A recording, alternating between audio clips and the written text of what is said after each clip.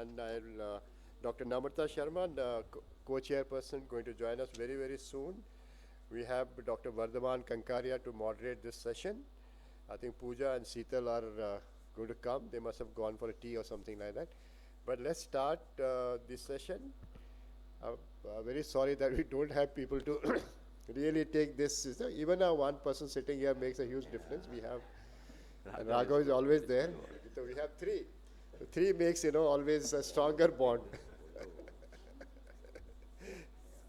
But what, I tell my students now, it's not, sometimes we have to present for the, speakers themselves.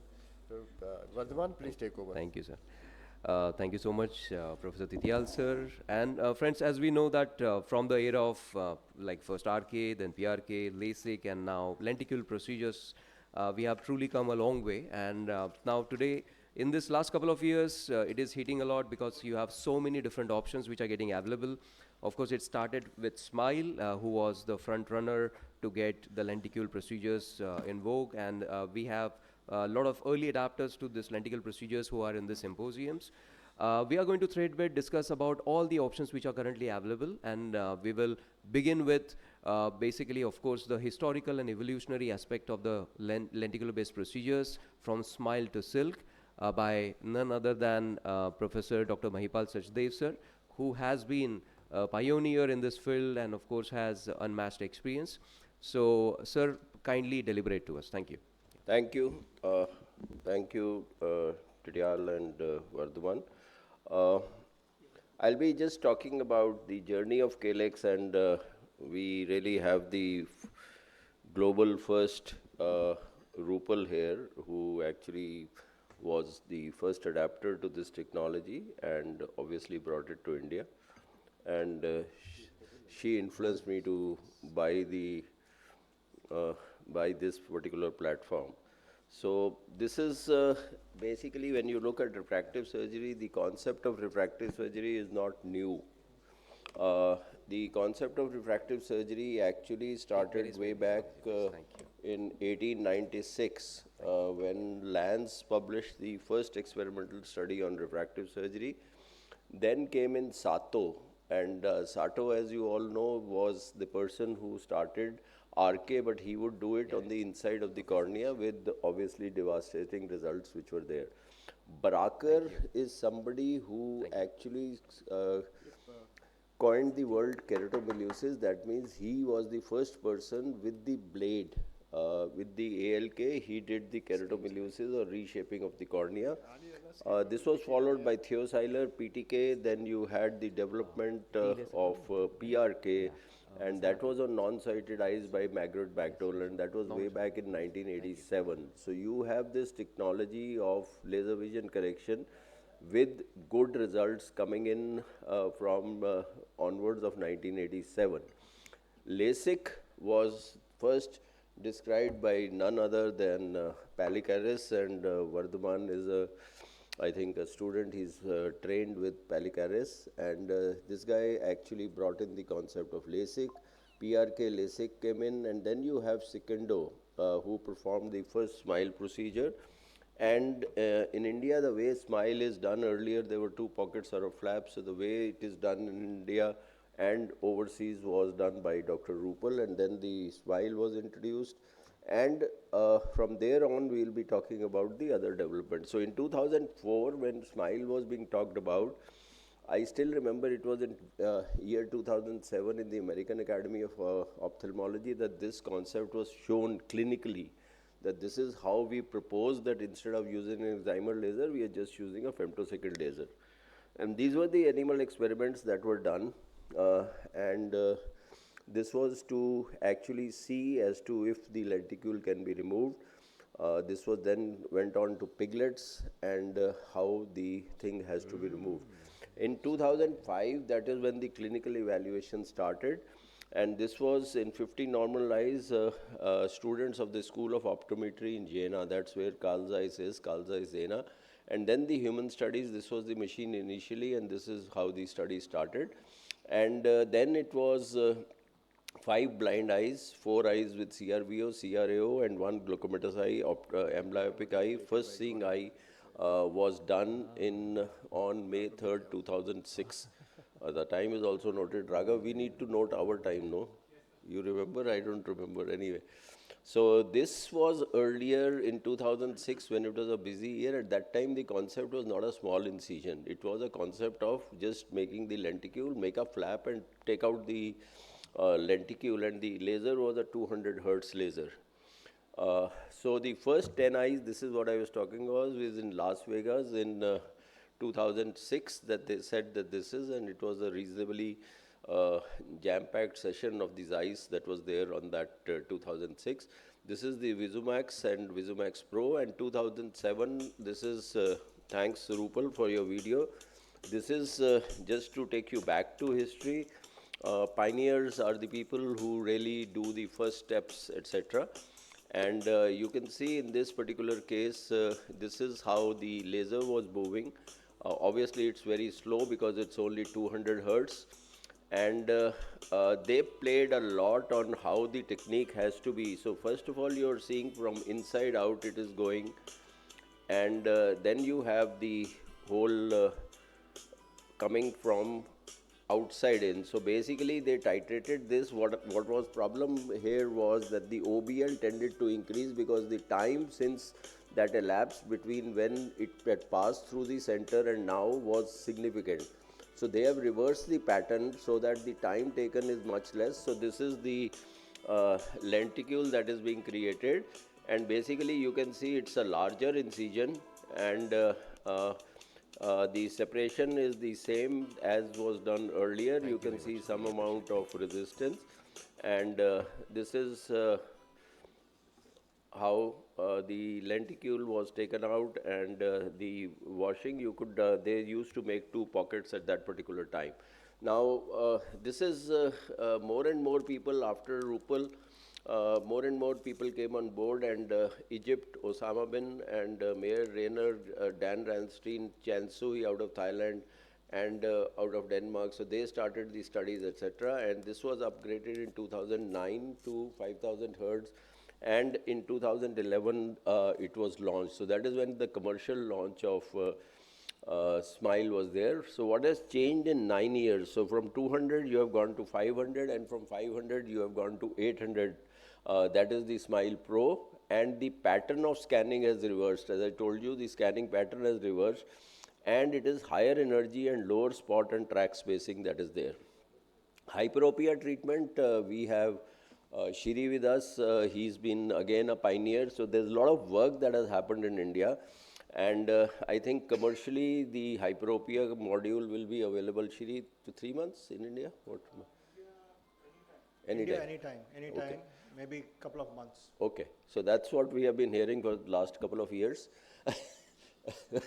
But I think it's going to come. So that's where we are. So things have kept on moving and improving. And then in 2003, sorry, this should be 2023, the scientific nomenclature for the entire procedures has been called as KLEX, and that is keratorefractive lenticular extraction. So 2023 only there was a consensus to call this as KLEX, that's kerator-lenticular extraction.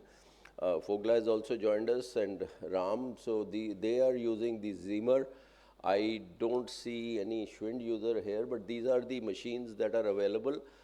500, 800, Zimmer, Schwind, and Alita. So these are the machines, and these are the differences, wavelength being pretty much the same. The rep rate, you can see that the fastest is the Zimmer and the Alita because they have the smallest spot size. The spot size is only 1.3 microns.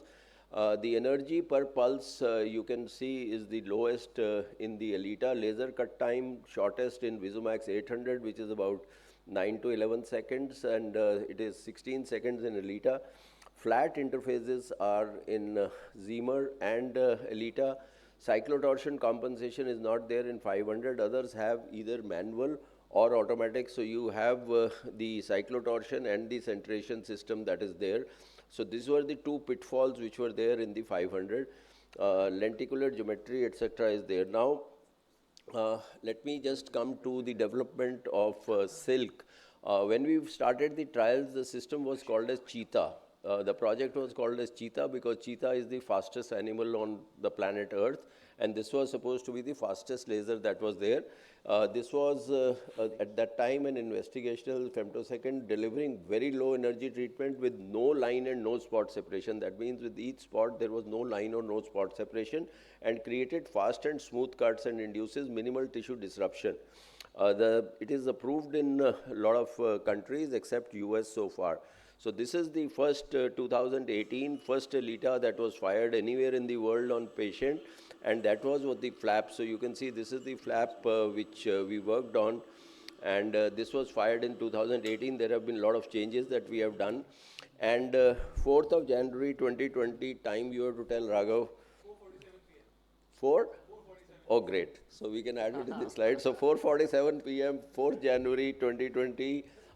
Pretty much COVID, entire COVID period is when we worked through this with cameras all over, with the people from US joining us, etc. And this is the first silk procedure that was performed. And these are the, from the first center in Centrophosite going on to NN, and then going on to Singapore and Croatia. And this is the paper that was there. Just to show you, this is something where you can mark the center and you can change the centration. Again, with the marking, you can see these markings. You can do a cyclotorsion compensation. And once you have done the cyclotorsion compensation, you can say 16.7 seconds. The concept is pretty much the same. The posterior of the lenticule is cut. Then you have a round circular cut. Then you have the anterior. And then you have the entry cut, which is there. So this is pretty much how the laser is done, nothing much. This is the OBL which you have, and you can see it's almost zero or minimal dissection. That is the biggest advantage because there is no line or spot separation, and you can see that you can easily take out the lenticule which is there. Now the biggest difference that is there in this machine is that this is creating a biconvex lenticule. The rest are all plano-convex lenticules. So this is a fast, smooth cut that you have, and this lenticule is supposedly causing less dry eye as seen by NN, and also biomechanically this is supposed to be slightly stronger than what it is and gives good fast recovery. And ELITA therefore uses the shortest, smallest, lowest energy. You can see this is the ELITA versus the IFS. You can see IFS, these are larger spots, these are no line or spot separation, but the biggest advantage is that you have the sub-micron precision in these particular cases for the numerical aperture to be there. I would not be talking much about it, but you can see, I think Rajesh will be talking about Clear, that is with the Z8 platform. I don't know how they are doing it, but when initially it started, they were looking at two pockets, one merging with the anterior and the other merging with the posterior so that it is easy to take out. Again, this is the domain of Shiri. This is the Visumax 800, which is also getting the easy cyclotorsion and centra align, which is there. So AIOS, I don't know if there is any user here, but that's another platform which is available. Over time, the results of the lenticule extraction have been fantastic. All of us who are doing the lenticule treatment have optimized their energy. That's a separate talk, I haven't. But when we started the ELITA, we started at energies of 65 to 70 nanojoules. And today we are working at between 30 to 34. Okay, so what that means is that you are giving less quantity of energy onto the cornea, and therefore the visual recovery is faster. The corneas are much clearer, and you have more patients coming to 2020 the next day. The retreatment rates are much lower. The only thing is that you, as things stand today, you can't do a lenticule extraction on a lenticule extraction for retreatment. Hyperopia is still to be commercially launched, and retreatment you have to do either a surface or convert the cap into a flap. So these are the only thing. The earlier centration and cyclotorsion bit has been sorted out. So by far, I think the growth of lenticule has been slow in US, but in rest of the world, specifically in all the Asian countries, this is the go-to procedure which is there, followed by ICL. So the take-home points would be that the world of refractive lenticule extraction is undergoing drastic changes from a radical idea for refractive correction to taking flap-based procedure head-on and ultimately giving better, if not good, visual outcomes. No longer a monopoly because there is stiff competition. We hope that the prices come down both for the patient interface as also the machine. And with better laser platforms and flatter learning curves, refractive lenticle extraction, I would say, is the procedure which is go-to and is here to stay. So let technology take you forward. I would say this is no longer ifs and buts about it. It's just a question of which machine is going to deliver better, etc.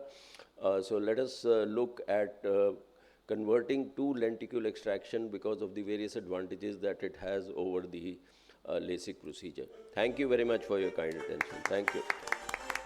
Thank you, Dr. Maipal sir, and thank you for taking us through the entire evolution of this KLX procedures. Now we will go to all these technologies one by one, and first, of course, we are going to start with the Smile from the Carl Zeiss platform. And here we have someone who has been one of the pioneers and also has done a significant amount of research, especially in the Smile technology. So let's welcome Dr. Sri Ganesh to talk to us about long-term outcomes and the latest developments in the Smile. Over to you, Dr. Sri. Thank you, Vardhaman. Good morning, dear friends. Yeah, let me just.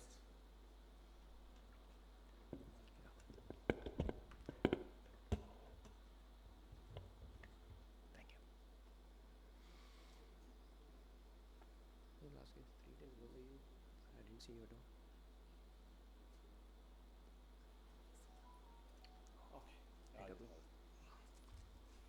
So let's look at Smile, the long-term outcomes and latest developments. I've been using Smile from 2012, over 20,000 procedures done, and I was involved in development of the Visumax 800, and we got the first system in India. So I would like to share my experience. I'm a consultant for Carl Zeiss. So to look at Smile, it's been a safe and effective procedure for correcting myopic astigmatism, and now more than 10 million procedures have been done worldwide by over 2,500 surgeons over the past 13 years. So it's the longest time that this platform has been there, and the longest experience. So the Visumax 500 was approved for myopia in 2016 by the FDA, and for myopic astigmatism in 2018. The FDA approval covers myopia from -1 to -10 and astigmatism up to 3 diopters. The 800 was launched in 2021. Development started in 2015, and this is a second generation femtosecond laser for lenticule extraction. So let's look at what is different in the Visumax 800. It features two arms, a swiveling laser arm and a swiveling microscope arms, and there is no attached bed unlike the 500. So this improves the workflow and mobility. It also reduces the footprint. The pulse frequency has been increased from 500 kilohertz to 2 megahertz. So the lenticule creation time has come down from 30 seconds to less than 10 seconds. And this results in lower incidence of suction loss, better comfort for the patient, and a faster procedure. It's got some automated tools which assist the surgeon, like the center align for centration and ocualign for cyclotorsion compensation. So it helps surgeons to center the treatment both for sphere and cylinder, and it improves the precision of the outcomes.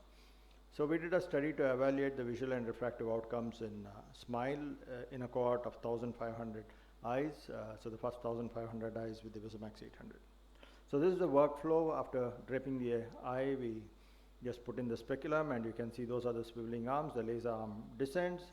You select the treatment, and then you put in the PI on the gantry. Rotate the joystick clockwise to lower the laser arm. It's got a side and top view camera which helps center the PI on the cornea, and the patient looks at the green fixation light, and then you put on the infrared light, and then you get the centration guide, which is the center line, which is basically a lollipop.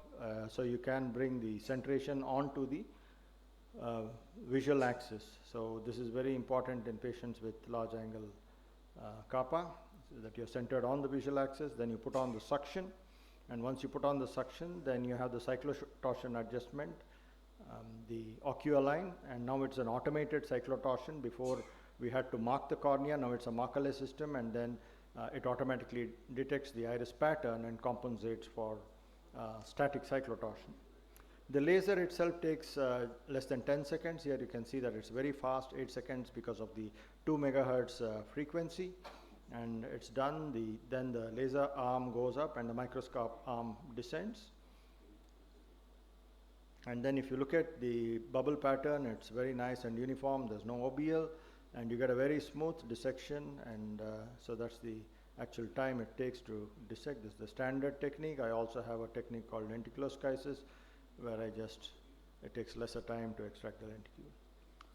So this was the methodology. Study design involved 1,500 eyes. The inclusion and exclusion criteria was standard for lenticule extraction.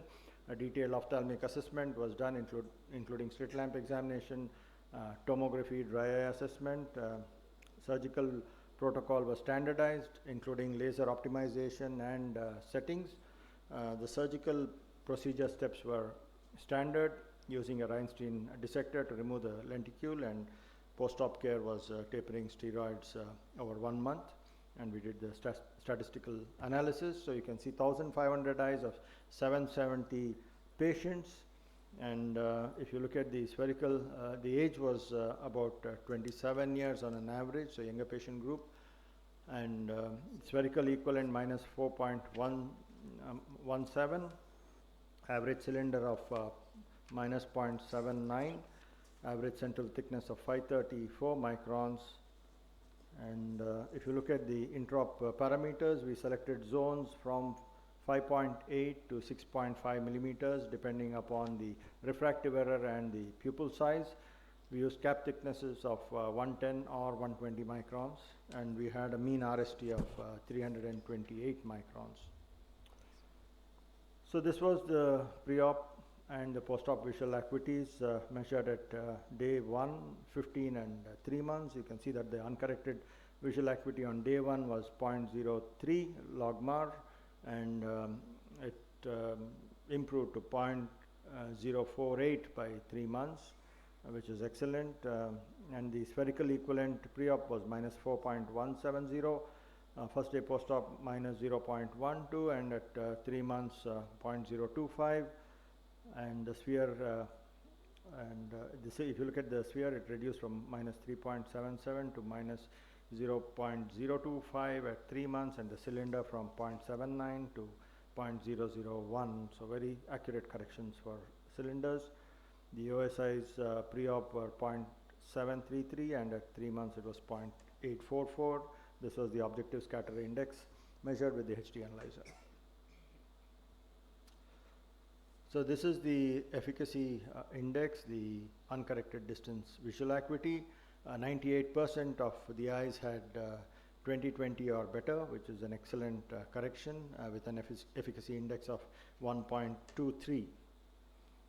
This is the change in corrected distance visual acuity, which gives us the safety of the procedure. 72.4% had no change in best corrected vision, 18.4% gained 1 line, and 9.2% lost 1 line. There were no eyes which lost more than 2 lines of best corrected vision, so the safety is quite good.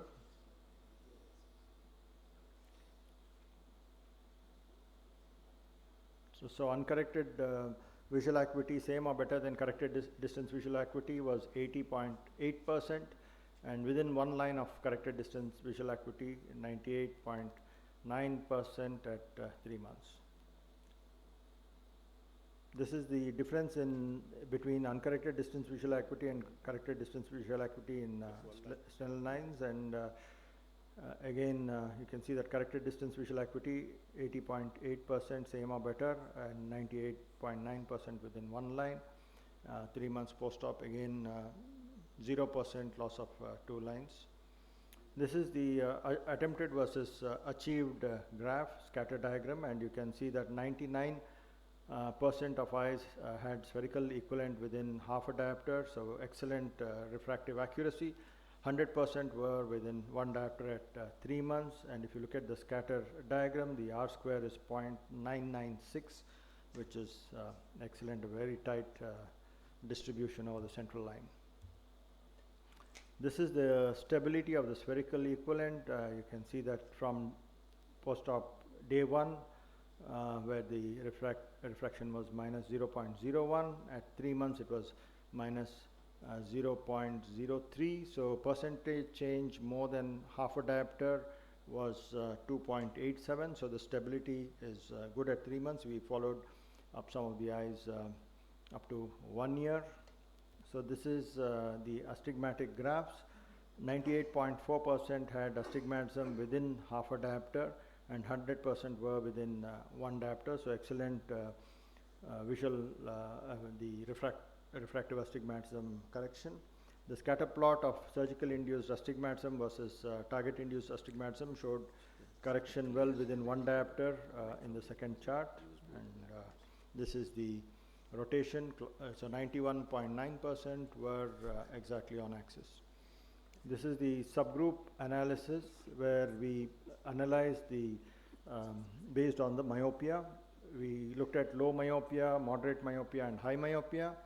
And if you look at the efficacy, 99% and 98% showed uncorrected distance visual acuity 0 logmar or better in low myopia and moderate myopia, and in the high myopia 95% showed an uncorrected visual acuity of 0 logmar or 6 by 6. Okay, don't say. And at safety, in the safety graphs at 3 months, loss of 1 line was seen in 7.6% in the low myopia group, whereas 9.6 and 10.8% lost 1 line corrected distance visual acuity in the moderate myopia and high myopia group. So moderate and high myopia group had lesser safety.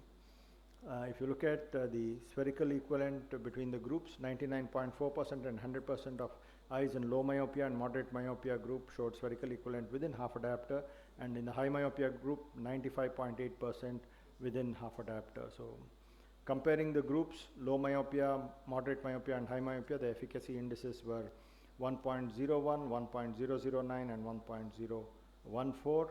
And safety indices were 1.09, 1.08, 1.08. Again, not statistically significant difference between the groups.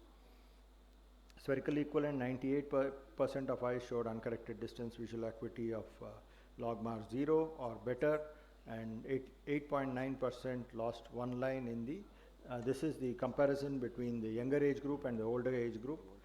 In the younger age group, so 98% of eyes had 20/20 or better, 88.9% lost 1 line. In the older age group, 96% showed uncorrected visual acuity of 0 or better, and 12.2% lost 1 line. So younger age group did better in terms of safety and efficacy. So what is very interesting is the objective scatter index and comparison of OSI over time in different groups.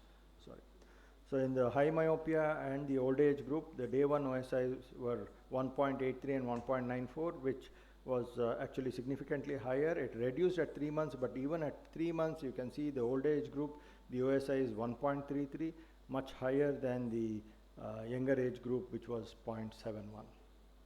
So older age, when you do lenticule extraction, the recovery takes a longer period of time. This is the 12-month data and we were able to analyze the 12-month data for 384 eyes, and the results were kind of similar. These are the graphs. For paucity of time, I will not go through this. To conclude, the Visumax 800 with the centration guide like the central line and the cyclotorsion adjustment features like the oculine showed safe and effective outcomes for treatment of myopia and myopic astigmatism in a large cohort of 1,500 eyes. This is the next international meeting, which is the 37th APA-CRS being held in August in Ahmedabad, and I invite all of you all to register and attend this meeting. Thank you very much for your attention. Yeah, thank you, Dr. Sri. If there are any questions, I can take them because I have to leave for a flight. Okay, Yeah. Dr. Rupal ma'am has one question, please ma'am. Yeah.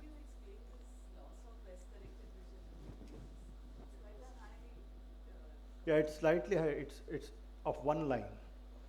Yes, but see the loss of best corrected vision of more than 2 lines is significant, because 1 line you can have differences if there's some amount of dry eye, or if the patient is not kind of very attentive and attempting to read. So one line loss of best corrected vision is not as significant. If it's 2 lines or more, then it is significant. But you will have some amount of loss of best corrected vision with most refractive procedures. There's a small percentage that's probably because of the induced aberrations or dry eye, which can be there. So one comment from I Dr. think, Titial sir also. Yeah. Sri Ganesh wonderfully compiled cases and study, and the outcomes has been really good. I think if you you have experience of both 500 and 800 now. Do you think 800 has given you better outcomes in terms of the refractive outcome and patient satisfaction? Refractive outcomes, not much of difference, especially if you know how to align the laser and also manually do the cyclotorsion compensation, which we described in the JRS. But in terms of patient comfort and patient satisfaction, it is better because the time is shorter, and again, it is not as claustrophobic as the 500 because the arms come in and then go out. So we also looked at patient preference, and there is a slight increase in the patient preference towards the 800 when you compare it between the 500 and the 800. Otherwise, if you look at results, the results are very similar. Any difference in the recovery time in these cases, 500 versus 800? There's no difference in recovery. No difference. Sir, excellent presentation, sir. So have you experienced that the black spots in Visumax 800 are much easier to dissect when you have black spots in 500? No, I have experienced this, that if you have black spots with 800, somehow it's smooth to dissect even the black spots. Of course, not a big patch or something, but if it's you have easier black probably. spots, it shows that there is an obstruction Yeah, to the definitely, laser. that is there. There is an obstruction to the laser either because of meibomian secretion or dryness on the surface. There is something which is blocking the laser, so you have black spots. If you have black spots in the center, please don't attempt dissecting it because you will get irregular astigmatism and loss of best corrected vision, whether it's with the 500 or 800. If there are small black spots in the periphery, you can still do it. I don't find much of difference, but in fact, I feel that dissection is smoother in the 500 in my machines, even after laser optimization, because what happens with the 800 is the laser arms move. When the laser arms move, the optics can get slightly shifted.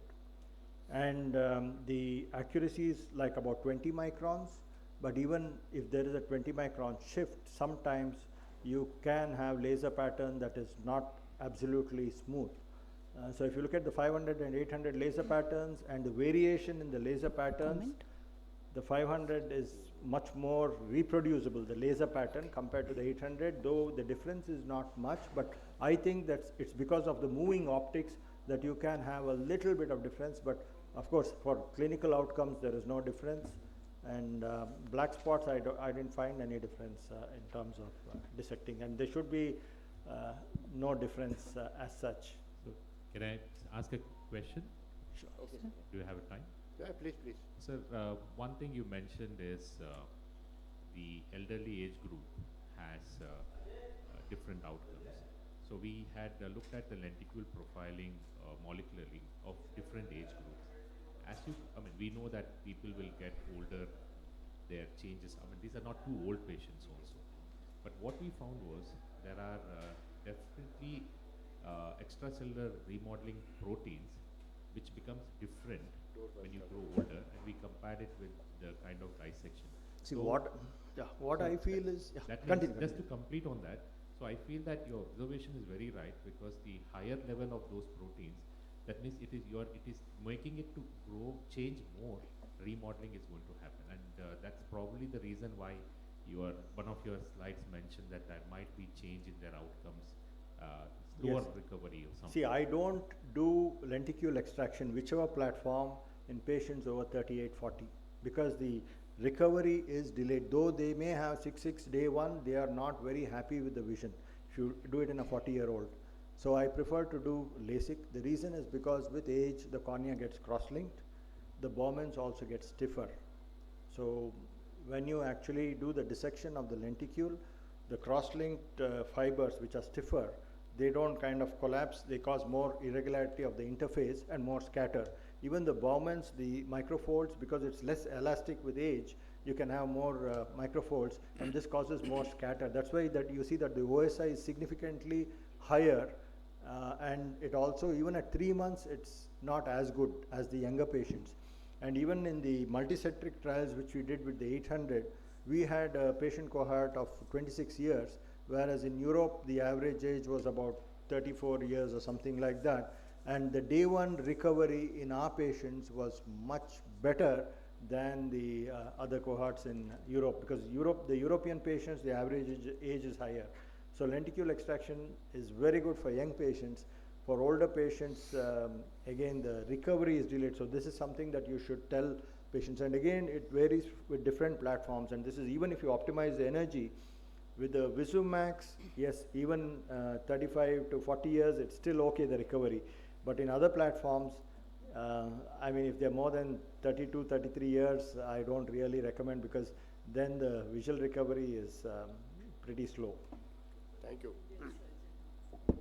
Surgeon is standard, but then the platform and the age, because age is something, because the biomechanics and corneal healing, as Dr. Rohit said, is totally different between young patients and old patients.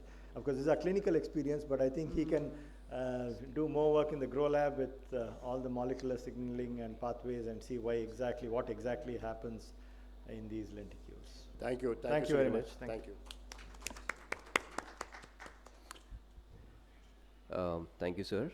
So now I would like to invite Dr. Rajesh Fogla, who is an international pioneer in especially the corneal surgeries and especially the early adapter to the clear technology, which is the new frontier in lenticular extraction from Zima. So we would like to learn from Dr. Fogla why he believes that the clear is the way to go forward. Thank you. Before I start my talk, in terms of the loss of one line, in any refractive data analysis when you perform, we look at the preoperative corrected distance visual acuity. So you will have patients who read 6/4, 6/5 as well. Now post-operatively, if this patient from 6/4 goes to 6/5, or somebody 6/5 becomes 6/6, we still call it loss of one line of visual acuity.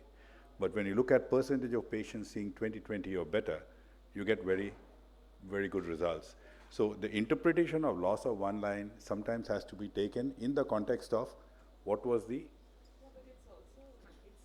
it's still a loss of one line, but what I'm saying is there are other factors also that come into play. So I don't think there is any refractive procedure in the world that will not have this loss of one line. So basically we look at...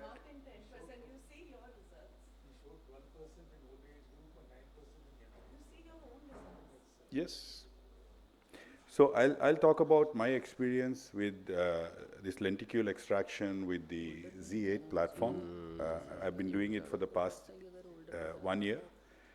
Now, CLEAR stands for corneal lenticule extraction for advanced refractive correction. It's approved for -5 to -10 in the cylinder from 0 to 5 diopters.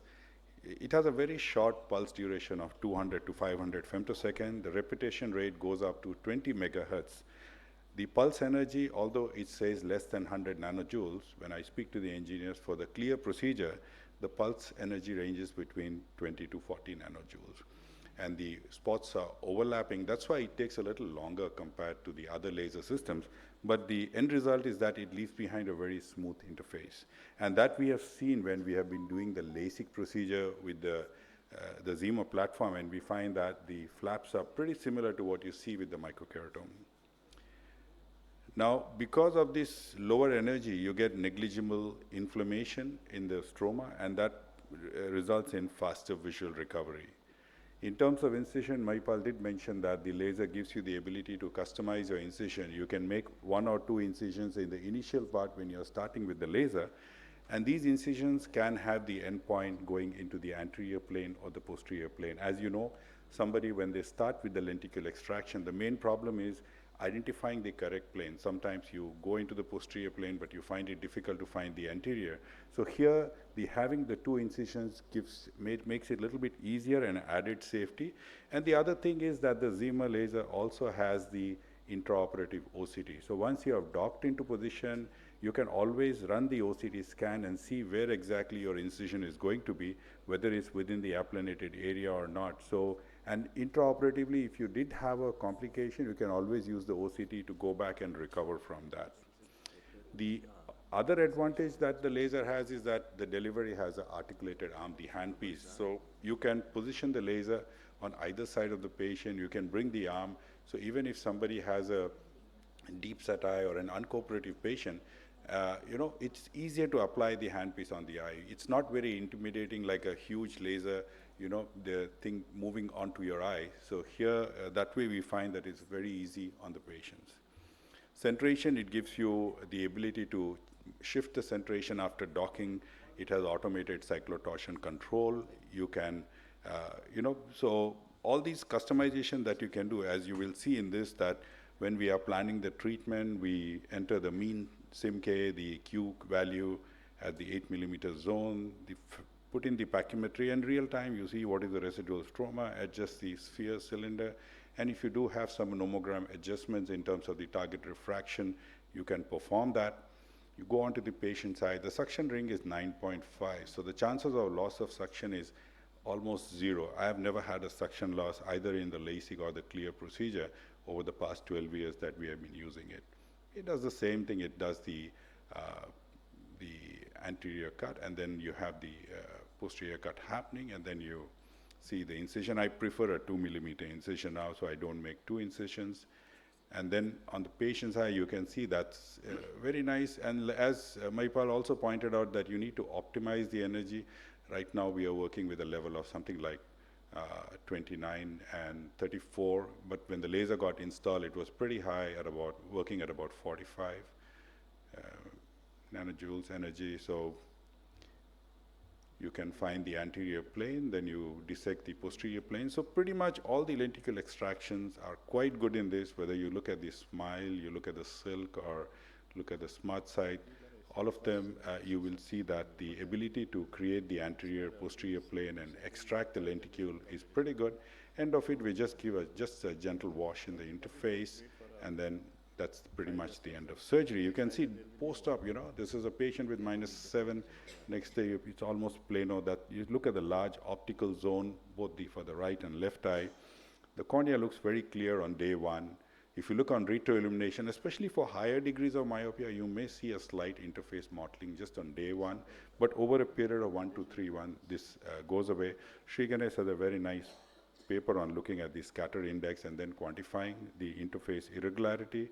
On OCT, you can see it's a very nice, smooth interface. There is no adjacent inflammation in the anterior or posterior cornea when you do this. This is, again, just to show you the kind of outcome that you get. If you look at the data available on in the literature, if you look at the SMILE data, you can see the outcome of 20/20 or better varies from as low as 37% going up to almost 100%. And if you look at the initial data of the silk procedure as well, day 1 you can see that nobody has 100% 6/6 on day 1. Here it was 46%. At 1 week it became 79%. And if you look at this paper from Shady Awad that was published last year on the outcomes of clear in about 102 eyes, you see that an unaided vision of 20/20 or better at 1 week was seen in 75% of the eye, which improved to 93% at 1 month, and 95, almost 96% at 3 months. And 50% of the eyes gained 1 line of corrected distance visual acuity. My own personal experience for patients who have 6 months follow-up or more, 56 eyes, we find that we initially restricted ourselves to myopia between 3 and 6 diopters and astigmatism less than 1 diopter. We also had similar outcome of almost 78% patients seeing 20/20 on day 1, improving to almost 90% in 1 week, and at 6 months it improved to up to 96.4%. The only complication that we saw was cap edge tear when we started making 100 micron caps, and ever since we have gone back to making 130 microns. Zimmer has this new software called the Flow Suite that will integrate the Galilei or the Sirius with the laser machine. So you will have markerless cyclotorsion control. You can do your treatment planning even before going to the laser. You can do it for the right and left eye. So that basically helps with the workflow. And they're also coming out with their solid state laser, the Aquaris, and that will also add the Excimer platform to them.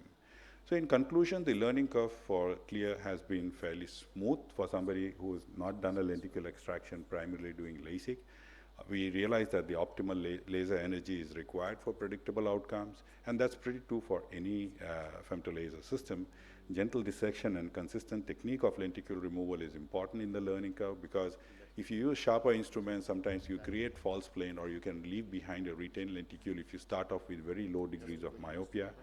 And always prime your patient with the possible delayed recovery or enhancement. Although most studies have shown that patients achieve very good visual acuity on day one, but if you compare with customized LASIK, I think LASIK still scores that the day one wow factor with the vision, the sharpness that you get is much better with LASIK. But if you go back at 1 month or 3 months, I think they are quite comparable.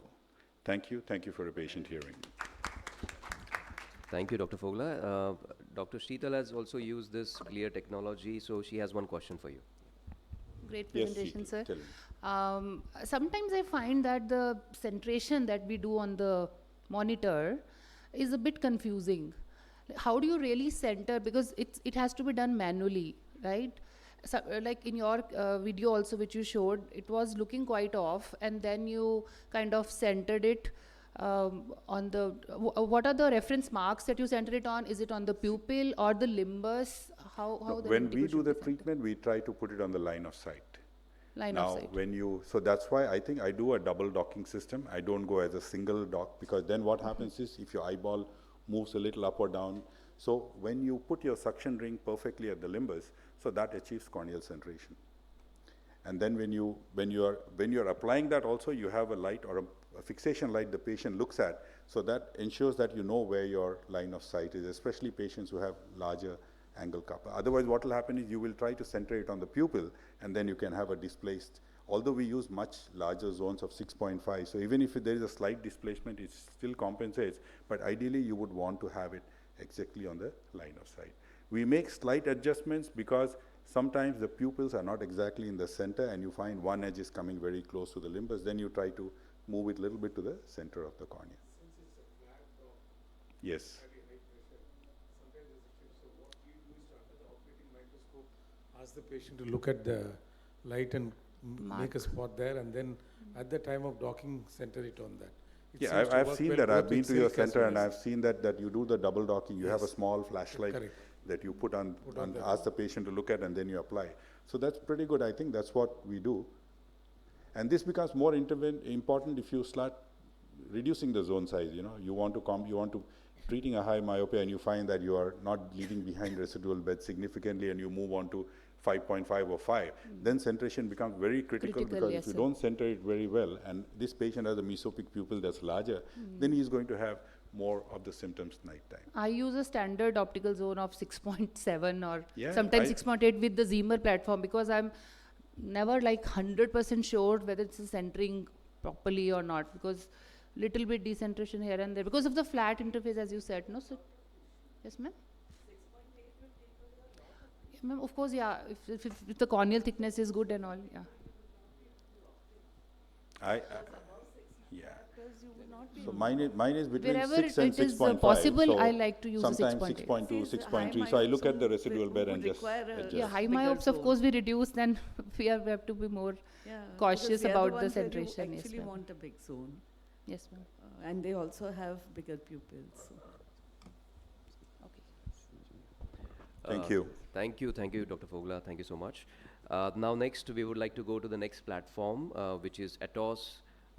And to speak about it, we have Dr. Rohit.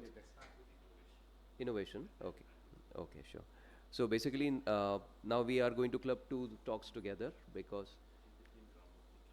Okay, so you will give sir innovation and then Dr. Ramurthy, and then you will come back again. Okay, ठीक है, sure. Yeah, sure. So I think we will go ahead with the talk of Dr. Rohit Shetty about the innovation and the latest development in the KLX procedure. We all know that Dr. Rohit is at the forefront of doing the basic science as well as clinical research in the field of refractive surgery, which is globally recognized. And he is definitely the best person to take us through the future of lens-based, lenticule-based surgery. Over to you, Dr. Rohit. Thank you. Just getting this ready, please.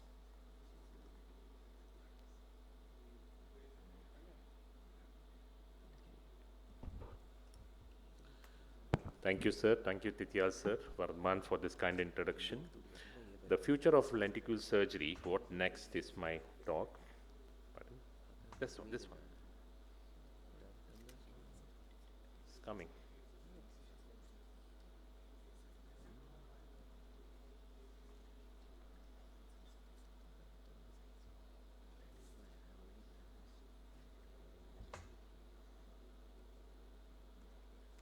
Can I-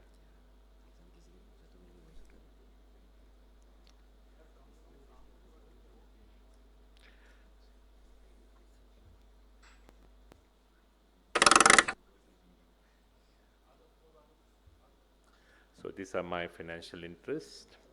So when you look at the 10 commandments of a good LASIK or a lenticle brace procedures, it starts with a robust diagnosis and how we build in a good skill transfer, especially with this modern day newer procedures, and how you symbiosis between the machines and diagnostics.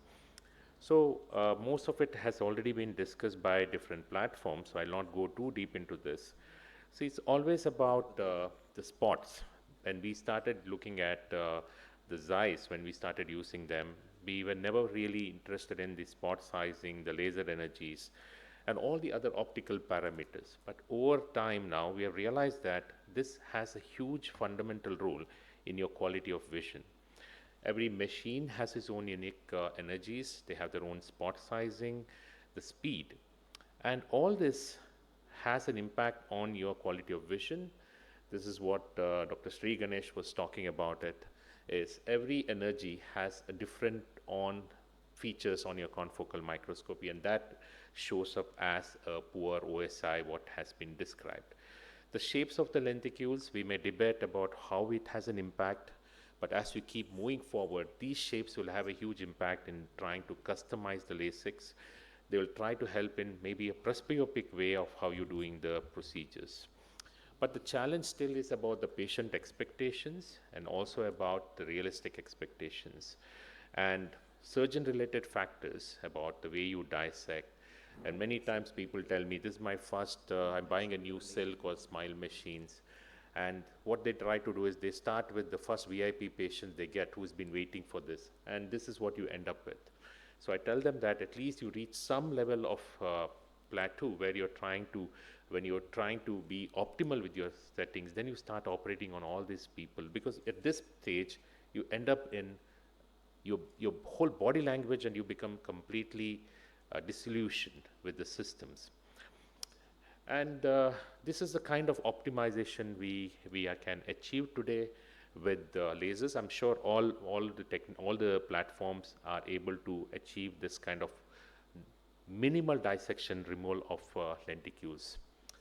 The connecting to diagnostics is a huge leap. We have seen how Zemer is connected to the Galilais, IOL Masters, MS39 to Schwinn-Detos, and multiple other platforms. I'll skip these things which has already been discussed by Dr. Sri Ganesh. These are few things which I want to highlight on what is important. The question always comes is, now we are looking at the Wavelight Plus, and Wavelight Plus, InnoVise, whatever you call it, has shown that there is a definitely more improvement in the lines of vision. Whether it translates to improvement in the quality is something which we have to see. So machines today, whether the platforms you use, are trying to bring in a much more regular control of higher order aberrations. This is what we published with Silk, where the higher order aberrations with profiling and laser energies are much more well controlled. Predicting outcome is still a way to move forward, and you still have these challenges with the wow effects here, even though you have a crystal clear corneas. And few of it, what Dr. Ganesh mentioned about the age factor, the hydration factors. So when you look at the future, you start looking deeply into the whole collagen structures itself. And when we started looking at the collagen structures, which is at this point of time, we can image it using the polarization OCT, because the cornea has birefringence. The stroma doesn't have a birefringence, so that when you use one polarized light, polarized filters to it, unlike the OCTs where you use mix of multiple lights. So what happens is a cornea, which is which is like this here, which has a more stronger collagen compared to the weaker collagen, the lighter colors of blue, and which has a different extracellular matrix, behaves differently. And this is what I would take a minute to explain what Sheetal asked a question to Sir Sri Ganesh sir about why the faster was better why there is a more forgiving black spots is because when you have a faster laser, you leave lesser intraocular pressure time duration, and the lesser intraocular pressure time creates less of fluid ingress and TGF beta pathways. The TGF beta, if it comes there, is like a one which blocks a lot of structure. So she's right according to me, because when you don't have it in your cornea, that means you are faster. So IOP is a very, very big factor in the new generation procedures. And you can see here, the stronger eyes have a tougher dissection, and compared to the eyes which is here, which is completely different. So next generation of machines should be really looking at integrating the biomechanics, and people are working on it. There are already, we worked on the simulation, mathematical simulation. At least 2 companies are very keen to integrate it into their software, that you don't need to keep adjusting your energies. What works here is very interesting in this zone out here is you already have an Young's modulus. Most of the laser energy is based on Young's modulus, and it gives you Young's modulus even before you actually treat the patient, and you know exactly where your cornea is. This is not biomechanics, this is mathematical modeling. And this is something which we have developed in-house. It has its own AI. Now companies want to integrate it so that your energy setting is not one spot. You can choose based on your modeling effect. Now they have a modeling in all their machines, but it's not primed to the patient, but this is going to be more customized. Finally, it's all about the biology, because you change the corneal nerves, you induce myofibroblast. This is what Dr. Sheetal, this happens. More of TGF beta is more of intraocular pressure. So that is what blocks, and that's why when you have less of intraocular pressure, you probably are right. And I've been using this AIOS abrometer, which gives you ray tracing of every layer of your cornea. I'm very excited with this new technology because it gives you a ray tracing map of the corneas. Why is it important is, it gives you at one stretch. It's not epithelial thickness map. It is epithelial refractive ray tracing map. And this is something which is important is, we can see that sometimes if you have a dry eye patient like this, you can end up in having a lot of epithelial ray tracing irregularity, which is making him to be, which is what we need to avoid in any refractive procedure. And this is what he had, a poor corneal nerves and a lot of inflammation. Every spot has a biology in it. Your spot is in between spots has a biology hidden in it. So every time you have a dissection which is tougher, the spots behaves completely differently, and there is a pathways of each. And what you see is probably hidden in your confocal microscopy. A bad spots, every spots create this kind of a picture which causes the scatter. So going low is important. And most important thing is today is about the nerve. It's not just dry eye, it's about healing of the nerves. And it's important that we need to take care of how the corneal nerves heals. The diagnostics of future will be a point of care diagnostic like FNAC. You take it out in 30 minutes, you get whether your cornea has weak collagen, then you decide on the spot whether you need to do a cross-linking or not. So this is the future, how to get better dissection, collagen disturbance, laser energies creating less activation, and trying to work on the energy settings and biomechanics. Thank you. Thank you so much, Dr. Rohit. I think what you do is so unique, and it is really taking the science forward. If there is one quick question we can get, or we can go to the next one. We'll come again. We'll come again, yeah, sure. Thank you. So can we have now for the next platform of the lenticule procedure for CALEX, which is Silk, a smooth approach for refractive surgery. And to take us through Silk is again none other than Dr. D. Ramurthy sir, who has been at the forefront of refractive surgeries since 1997. And he has seen the full evolution of refractive surgeries, especially has used the other platform, Smile, also for a long time, Clear as well, and now Silk. So it will be very interesting to know sir's opinion about silk, how it does in his hands, and why it is better than the other technologies. Over to you, Dr. Ramurthy sir. Yeah.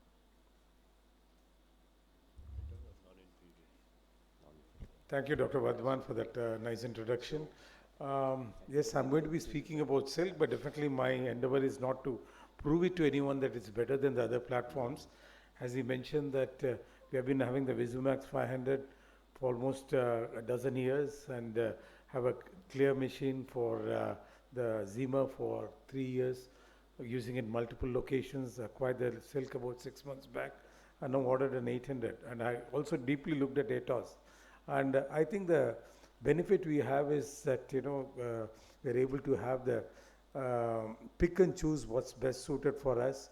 And just some of you, the stalwarts have spoken, some of you might be exploring this technology.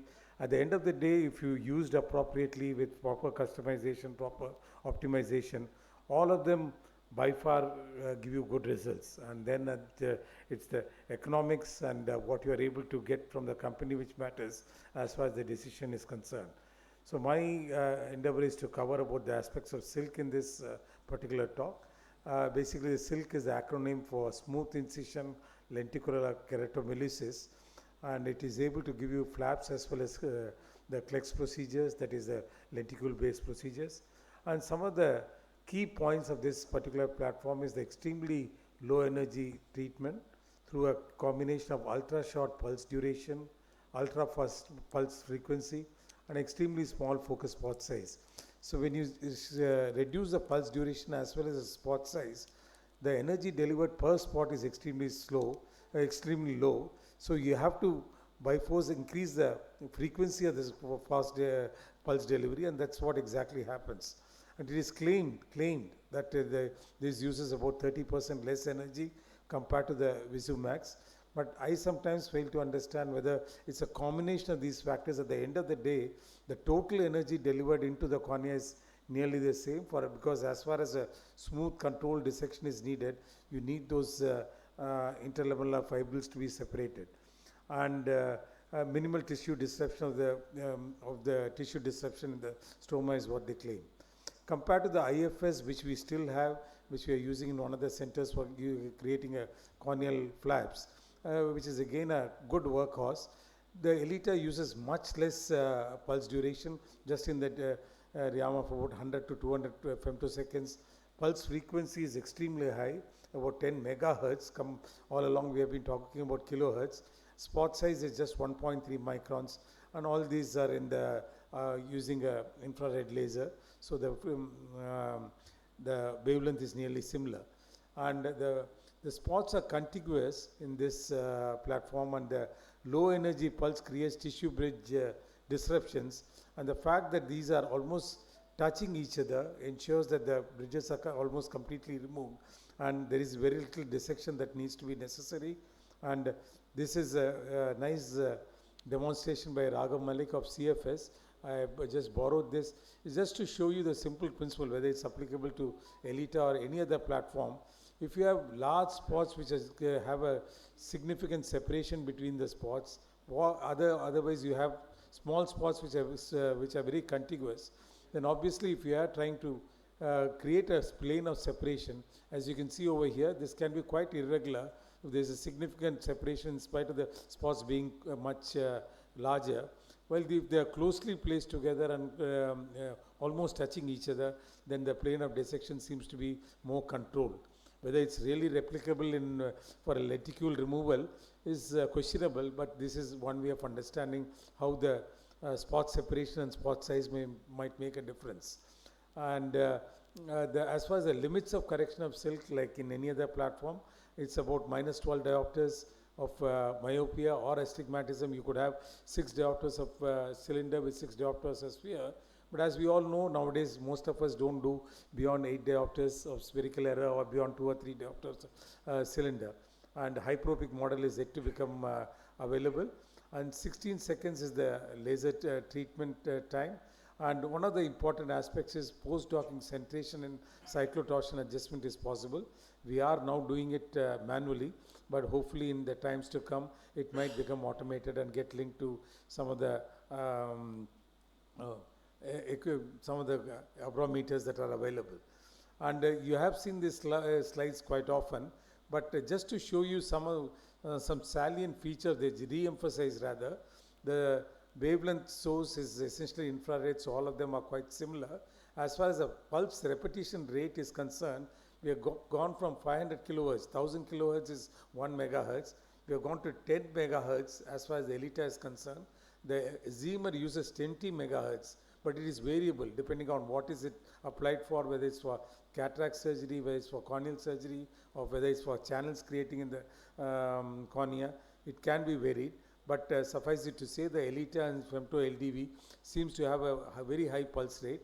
And this is also goes with the fact that both of them use extremely small energy per pulse, that is 50 to 70 nanojoules, and here again it's less than 100 nanojoules, and as was emphasized by Rajesh, it's in the range of about 20 to 30 nanojoules when you're creating a lenticule.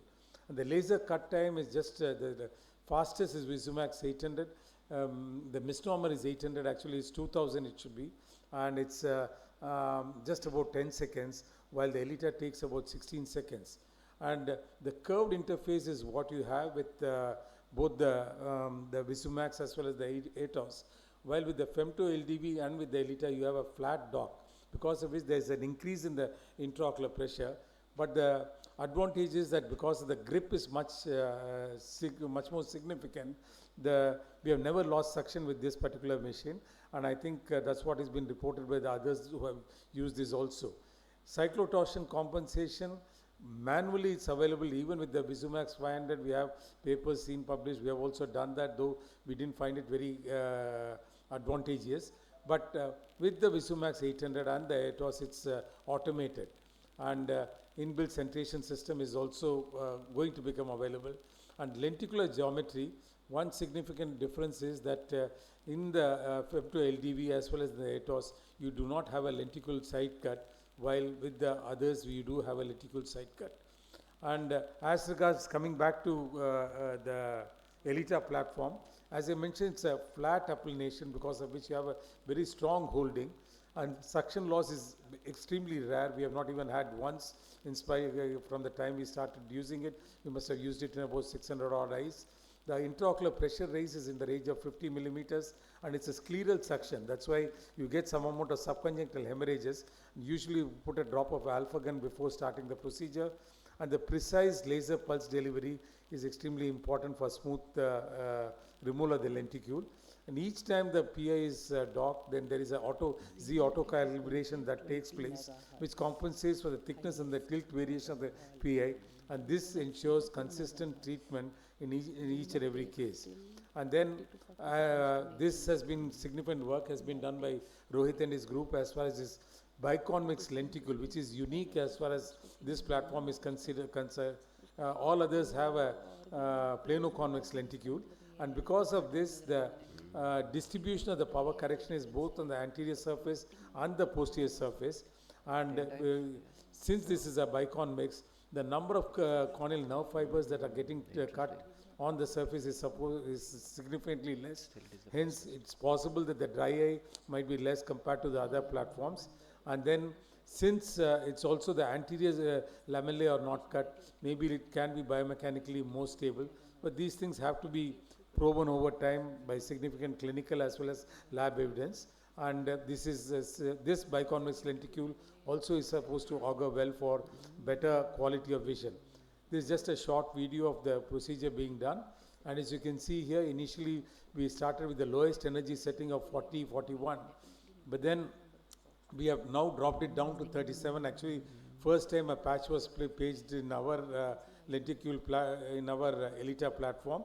And there is a nomogram correction that needs to be applied. It's 10%, 0.25 plus 10% of the basic refractive error. When it's minus 5 diopters, you see minus 5.75 is what is being corrected. And for the cylinder, it's just 10%. And this is the basic nomogram. Of course, as we gain more experience, we might customize it to our own needs. And this is the dock that is taking place. And it has to be, the exposure of the sclera has to be uniform all around. Then subsequent to that, you lower down the gantry. Right now it is a two-piece docking that is done, and the company is exploring the possibility of coming up with a single-piece PI, which might make it even more user-friendly. And you keep this in the range of about 25 to 30 in the green zone. And as we dock, as you can, the centri, there is a, you can see this dot over here. This is for the centration which was done on the, under the operating microscope. And this instrument does not come with an operating microscope, so you have to essentially remove the lenticule by shifting it under an operating microscope. And again, cyclotorsion control is also possible. We do it whenever there is more than 0.5 diopters of cylinder to be treated. This is the laser delivery, the posterior lenticular surface being first cut, then the anterior lenticular side cut, and then finally the axis incision. And this, because the number of times it passes over it, these incisions open very easily. And once this is done, we shift the patient under the operating microscope, and we have a table which just swings by, and this is just opening up the axis cut. And like was shown by all the other previous speakers, essentially whether it's the Zima platform or whether it's the Visumax 500, 800 or this particular platform, once you have gained significant experience, you have optimized your energy settings, we find that the removal of the lenticule becomes easy. And just because the removal of the lenticule has been easy, that does not necessarily mean that the post-operative day visual recovery is going to be excellent. Sometimes not using excessive energy, having a little bit of resistance at the time of removal of the lenticule is a good idea, because the lesser the energy you use, at least in our hands we have found, the faster the recovery and the first day outcomes are much better when you're using optimized energy settings. That's why irrespective of the platform you use, there is some time that you need to spend as far as optimizing the energy is concerned. We have not analyzed our own results so far, and this is the first paper published by Mahipal, Rohit and the groups, and they had treated 170 eyes and in the initial cohort of studies, and what you see is a very tight control as far as the outcomes are concerned, which remained quite stable over a period of time. And there was a slight variation initially, and that's why this nomogram adjustment has also been brought about. 91% of the cases required little or no dissection is what they found, and we sort of agree with that. To summarize, the silk essentially stands for smooth incision lenticular keratomelissus, minor or no tissue adhesions because of the very small amounts of energy and extreme speed of the laser, no incidence of suction loss because of the significant intraocular pressure raise and the good dog scleral suction that you get, ease of complete lenticule removal, rarely cold spots, uncut areas, etc. If the dry spots, if there are excessive fluid or some mucus on the surface of the cornea, with any platform you could get dark spots. Planar identification is quite easy. If you want, you can have more than one axis, and then fast visual recovery, accurate refractive correction, good patient satisfaction, like all other platforms you can get with this platform too. Thank you so much. Thank you so much, Dr. Ramurthy sir. I think because of the want of time, we'll go to the discussion at the end. Thank you very much for your amazing deliberation about this new technology of cell. Now we'll go to the last kid on the block, which is the AIOS, which is basically one of the, again, newer generation Calyx platforms that we have. And fortunately, we have Dr. Rohit here, who has early adapter experience with AIOS and has done a lot of work on that. So over to you, Dr. Rohit. Thanks. Yes, that one. Thank you. And the second would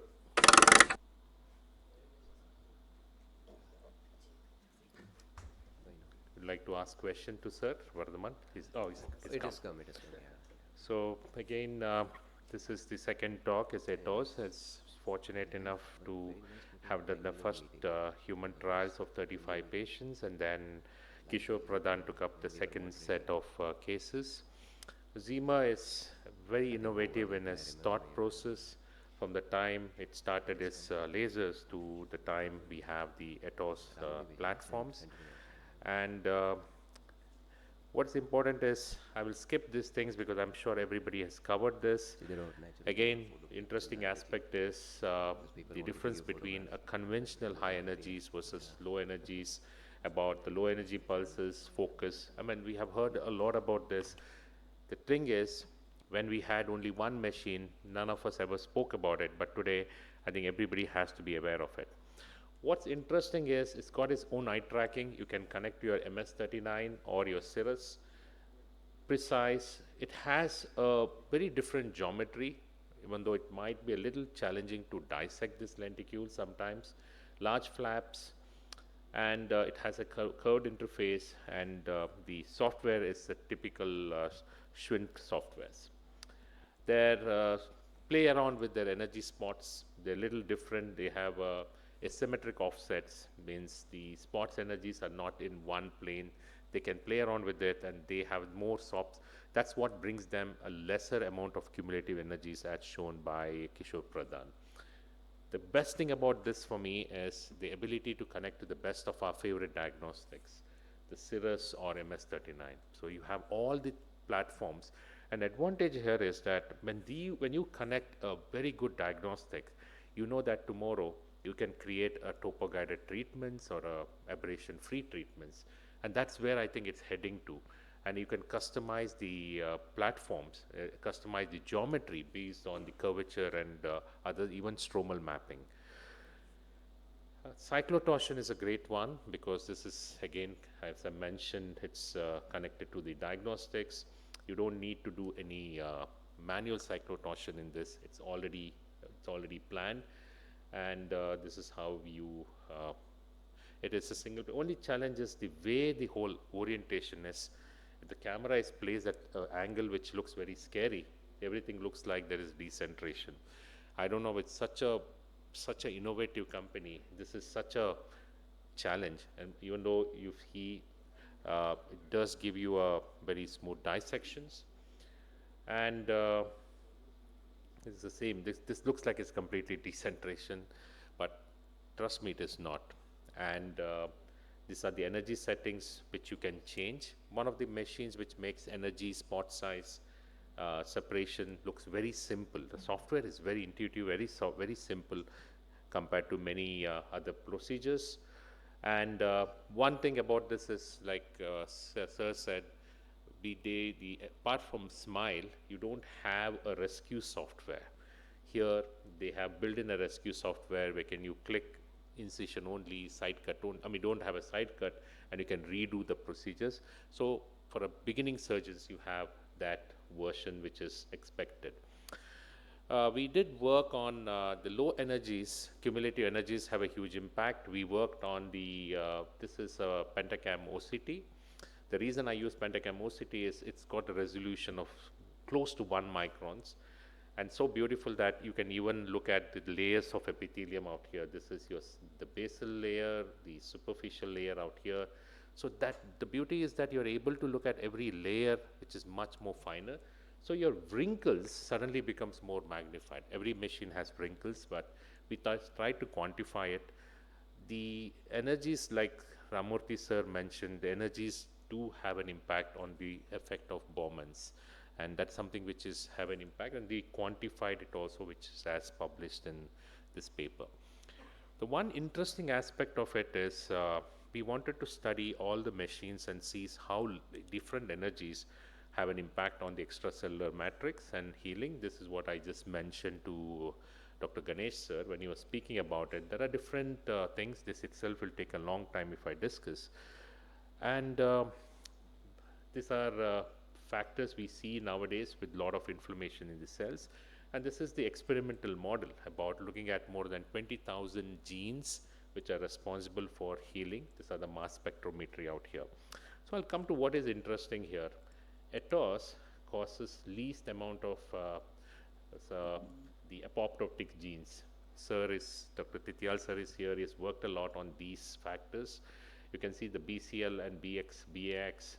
Alpha SMA is something which makes your cornea to heal slowly. And this is exactly what I was telling Dr. Ganesh sir, that if you have a different level of alpha SMAs, you will look at this variation out here. That means that a patient who is elderly will have more of this because he's cross-linked over time, and he will have more of these Bax genes because there is a lot of other apoptotic changes which has happened.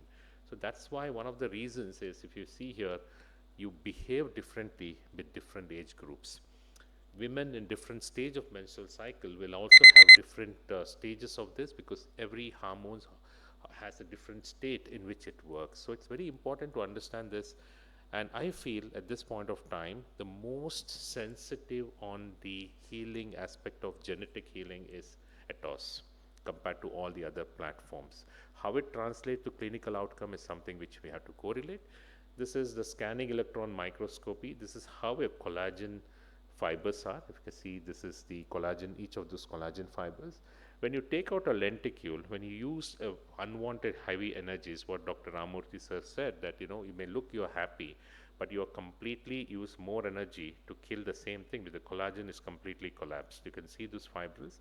But when you have this collagen which has come out as healthy as your cornea, that means you have been very gentle on it.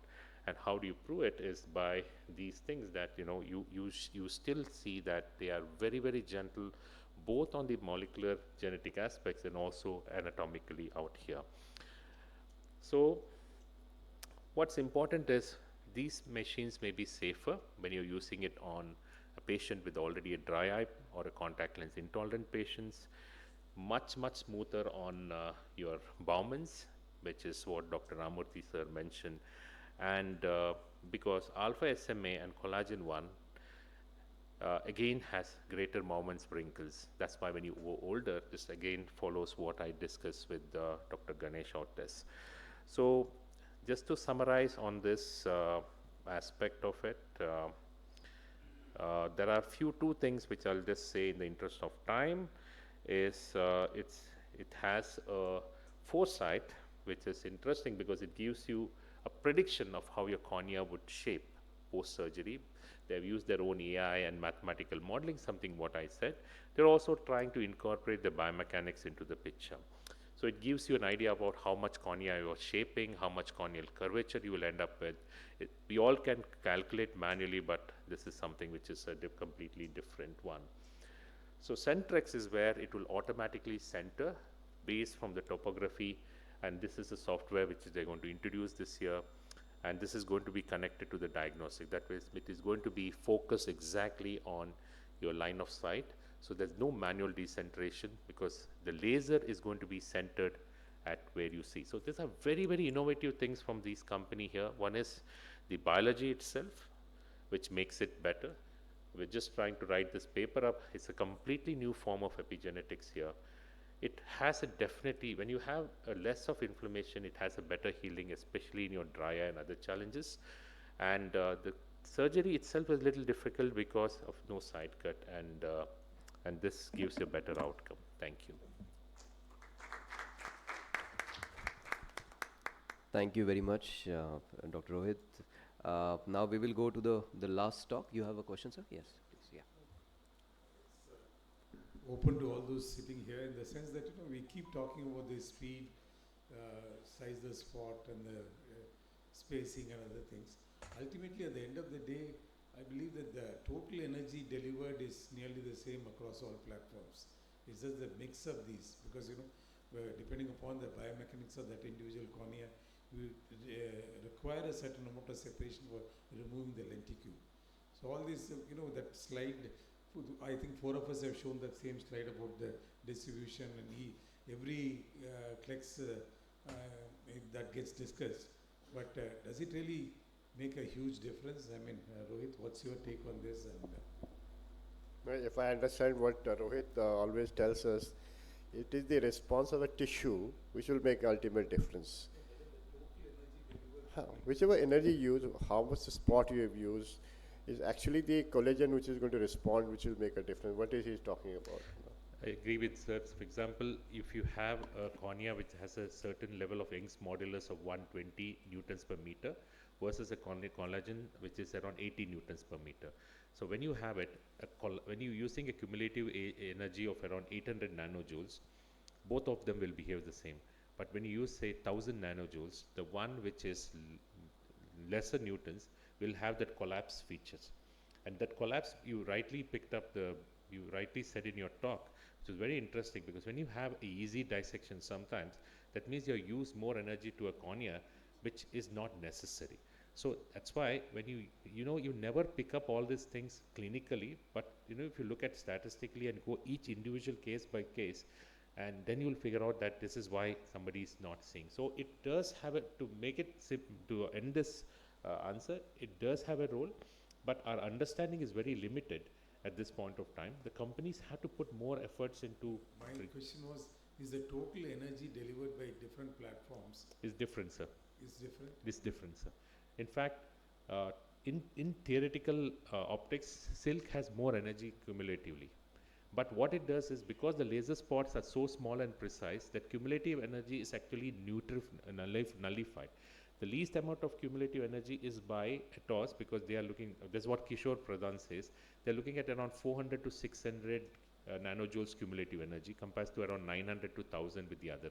This is what he calculates. But companies don't agree, all companies don't agree to it. But if you go by the pure theoretical optics, there is difference. Practically, if you have a very easy dissection in one eye, should you be going down on your energy in the other eye? Theoretically, yes. Theoretically, yes, because it Otherwise, how do you apply it? because One eye is going to be different. easy dissection means the collagen. In fact, when I have an easy dissection, and especially with smile, I know that this cornea is not going to be something for me a red flag. And I tell them that I want them to be called at least 6 months here. I do a baseline test, because I don't want them to go into ectasia after 5 years. And if you look at all your smile extra patients, the dissection is very easy. And because you'd hardly have any collagen there.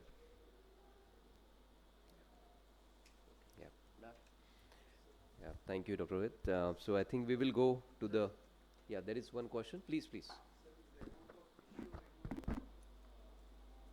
the amount of tissue removed is same in all the platform per diopter, or per diopter the amount of tissue removed?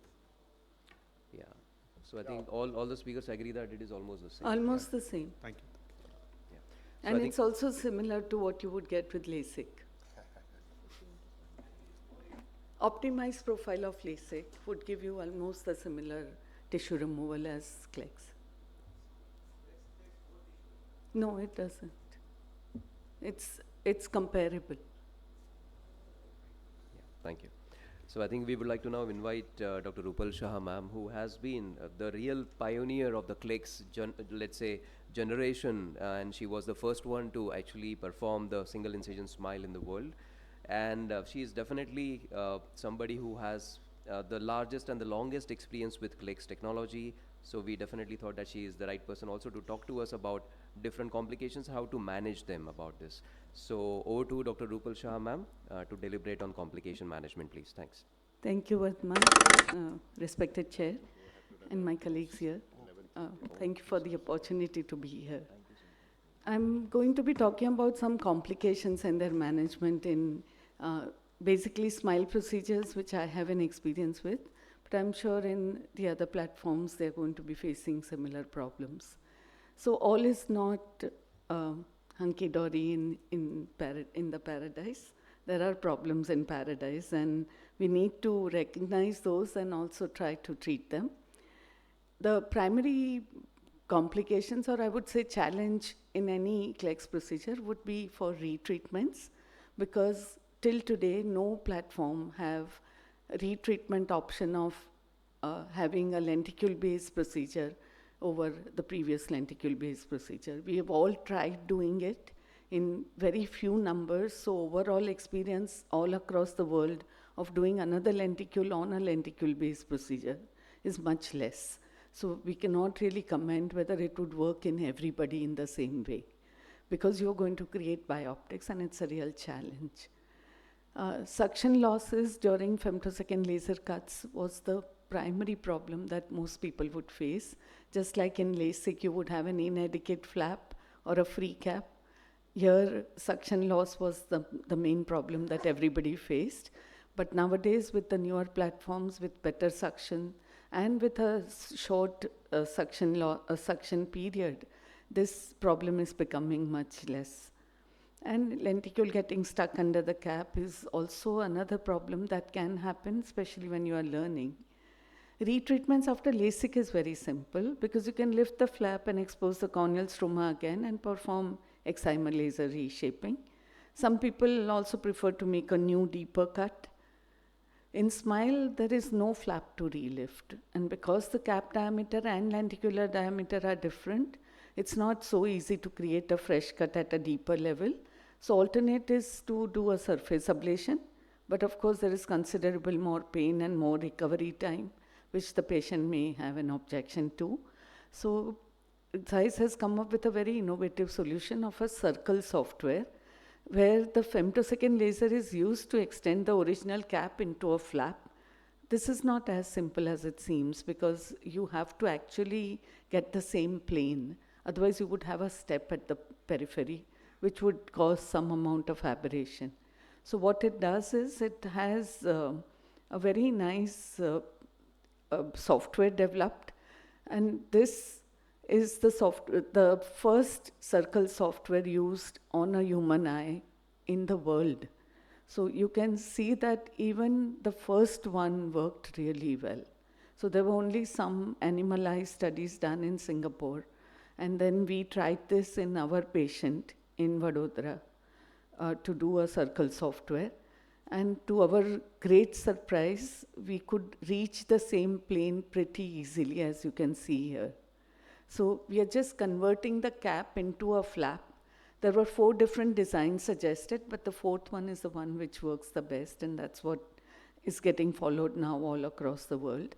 And you can convert your SMILE cap into a flap, open it as a flap, and use your excimer laser to have, you can see how tentative I was because I was not sure.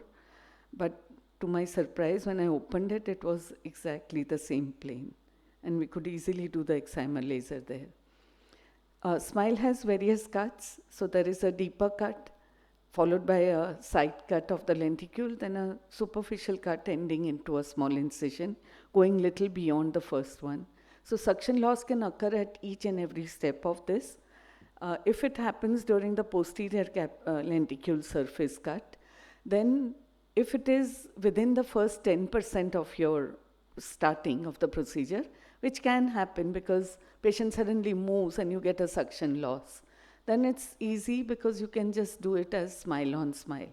But if it occurs at a position like this, where you've almost finished the posterior part, and you are about to begin the side cut of the lenticule, and you get a suction loss, then ZEISS recommends that you convert it into a flap and not do it as a SMILE, because this is a refractive cut.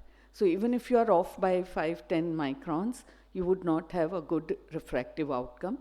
So it gives you an option to convert it into a flap. You can design the flap the way you want, how big, how thick, where do you want it, and then you can do this. Because the first pass of the lenticule is going to be much more posterior, you can easily go at 90 or 100 microns and make a flap and use your excimer laser. But any time after that, so once you finished your posterior part and the side cut, and then if you have a suction loss, then you can finish your procedure as SMILE as intended. So this is the telltale sign that you can see that little fluid oozing into it, and you can see the wobbling, and that is the red flag that tells you that this patient is becoming uncomfortable. He's going to squeeze any moment. And then if you feel that this is going to go into suction, verbal anesthesia helps. So be with your patient, keep all the attention there. But in case if it happens like it happened now, you can go ahead and fix the same contact glass at the same moment and finish the procedure like what you can see here. And these are procedures all done before the guidelines were established. So we didn't know whether we could go ahead or not. And so that's why these are very old videos, and yet I'm showing you, because you could approach the same plane. This was all getting done when we were researching for the SMILE procedure. And then the guidelines were established that you could do this and finish it as a procedure. The idea behind using the same contact glass at the same time, not having a big time lapse, is to get the same centration, because it leaves a footprint. So when you again fix the same contact glass, it's going to go and fit in that footprint. So you would have the same centration and the same depth. And you would find that your refractive result has no bearing on that at all. When you have abortion at the final incision stage, that's the most disappointing, because you feel that you have reached the end of the race, and just at the last moment you had a fall and you didn't finish the race, and that is very frustrating. And you can see the patient has started becoming uncomfortable. You can see the water filling up in the contact glass. And so you refix. Here it's more difficult to refix because you have 2 layers of bubbles there. So you can try and remove a little bubble by just pressing on the surface, or wait for a little while for the bubbles to to dissipate. But it's a good idea to go as quickly as possible. Again, because you want the footprint to be there, and so that your centration is not totally off otherwise. And you have a guide of the bubble pattern to tell you whether you are at the correct spot. I'll just take 2 minutes more. And you'll be able to reach the same plane. But it does not always end up like this, where you could easily reach. And we also had a case where we could not reach the same plane, and we tried to approach the area, but it didn't happen. And at that time, then you have to abort. Don't try to create incisions with any other sharp knife. You would have some amount of fibrosis otherwise, and you could have not reaching the same plane again. You could have lenticule sticking on the undersurface of the cap. There are instruments which are called the rescue instruments, which are available, and you could use those. Otherwise, because there is no counter traction, it's little difficult for you to remove that lenticule from the top. So here I'm creating specially a stuck lenticule on the top, because I didn't really had a good video for that. But this is the rescue instrument that we had to try for the first time again. It is like a wreck, and you go in at the posterior plane and try and remove the lenticule from top like this. Once you have a little opening, then you can just sit on the lenticule and remove it, and you are not then doing any harm to any of the stromal layers. You can see how nicely it's getting peeled out, and you can peel out the whole lenticule like that. Dark spots we just discussed are really a difficult thing to tackle, because you can have either no energy delivered to those points.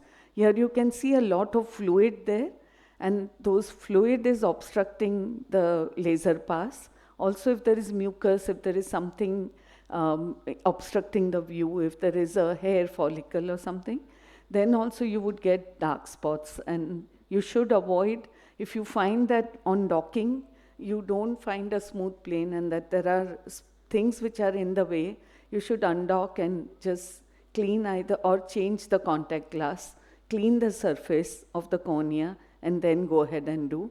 As you can see here, there was a suction loss and we redocked, and that is what caused all these irregularities and dark spots there. It's always a good idea to use the infrared. It tells you exactly where you are centered. You can see here the dark spots are there on the periphery. So we continued, because on the periphery we thought we would be able to manage, and we did manage, but if it is in the center, it's advisable just to abort the procedure at that moment and go a little later. Other complications can be lenticular tags left behind, materials coming in the contact glass cornea interface. do not please attempt to separate. You should repeat the procedure. Post-operatively, you can have fine interface haze in some cases. In that case, giving a potent steroid for a very short time, topically, over a period of 1 month taper really helps. So there could be persistent dry eyes. There could be keratectasia, so you cannot really cross the boundaries. If you feel that it is a form fruste keratoconus, you are not going to do even a KLX procedure. There could be infection, so you be careful. You have to follow all asepsis. And very rare, but you could get epithelial ingrowth. That can be tackled if it is very close to the incision from the incision itself, or you could use the circle software to extend and open that area and then remove the epithelial ingrowth under sight. Thank you very much. Yeah, thank you very much, ma'am. I think it was a great compilation of all possible complications which are possible. Of course, we all know that with the current generation of this lenticular procedures, complications are fortunately very, very rare. But there are very good ways to come out of them and have a very good optimal outcome for all our patients. So I think Sheetal has one interesting question for you, ma'am. Yeah. Ma'am, you showed a video of the circle software.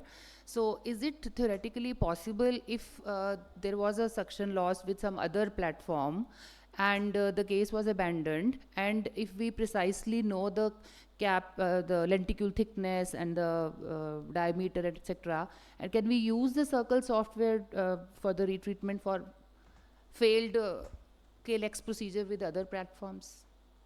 If you have an ASOCT, that would really guide you well. And of course you can use, because it's not necessary that it has to be done in the, but you should know the exact depths and all. Yeah. And you should have this luxury of having both the lasers. No, I mean, if the case has to be you can refer it to a colleague and. People who have. Okay, sir. Yes. Okay. That's nice. Yeah, I think. So at least it's not lost. I mean, if you can always refer to a colleague who has circle software. Yeah.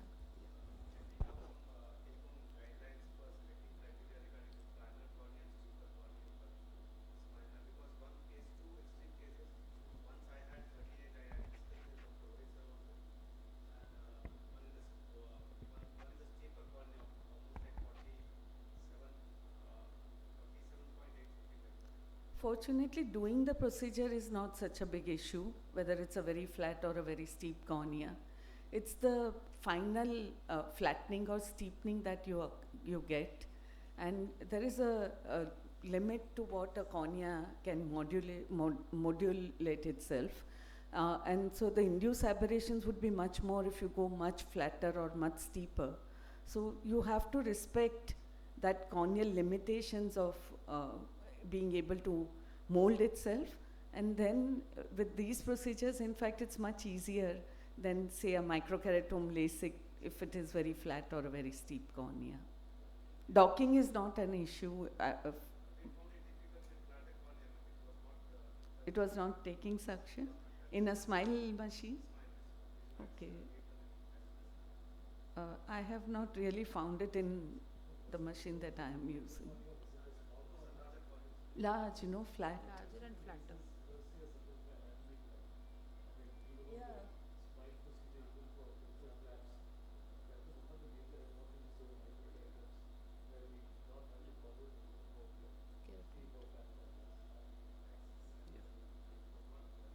You had problems in both the eyes?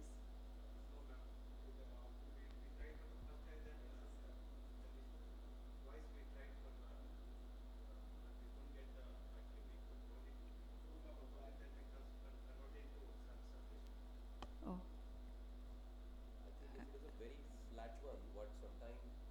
If it is a very flat cornea, what sometimes has worked is, sometime in my hand, is basically using the medium cone with the Zeiss, and it has actually caused better applanation. Because I think the question that you have is basically during docking you have an issue, I believe, right? Yeah. Right. So if you can actually use the M cone, it has solved issues many times. Yeah. You can try that next time maybe. Yeah. Thanks.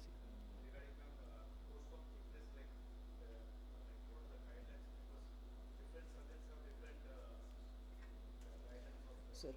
So, Ramurthy, till sir. we have better understanding of Ramurthy, sir. biomechanical Sir. strength of a cornea, this is still going to remain as. I think we So have I also like give to leave the next behind session, at least yeah. 300 microns, but I go up to 280.